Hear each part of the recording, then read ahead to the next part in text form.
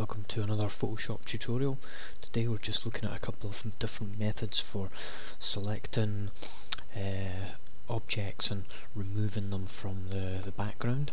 So we're going to be looking at first of all the quick mask mode, so that's just down here, and if you just click the quick mask mode, make sure your colour is set to black, and then you can pick up a brush, and if you start to brush your just draw around your object that you want to remove from the background. And let's see, we'll just come up here and come round. I'm just going to do this quite quick. So here we go, around the top edge here and out our little edges, and then you have to select or paint the inside as well, so you can just enlarge your brush for that.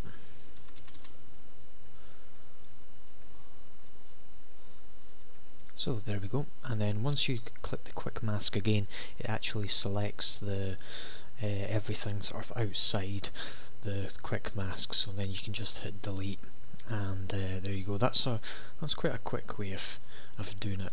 Let's have a look now just at another way that takes a bit longer but it's a bit more accurate, is coming up here and using the quick selection tool.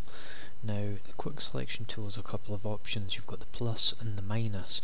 Now if you start to draw with your quick selection tool, you can see that it starts to go round and pick out where it thinks you're highlighting, and you can sort of push it around, and it'll follow, most of the time it will follow sort of the edges of where your picture is and where the object that you're trying to remove is.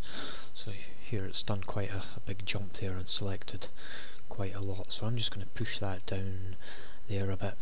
Now as you can see, we've got some areas that we've got a problem with. We've intersected on the face here, so all you need to do is come up to the option here and click on subtract from selection, and then make sure you're on the inside of where your selection is, and if you just start to click the minus, that'll just gently just push the line out a bit more. There we go, that looks good there. So we fixed that, but let's have a look at what other bits we can fix. You just go around the edge and you can see a bit more in depth of where exactly you've got the you've got the edge of the line meeting up with your picture.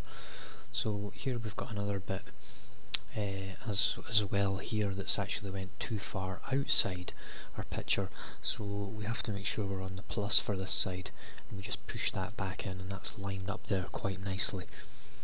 So I'm just going to check the rest of the picture, and that's looking good around that edge there.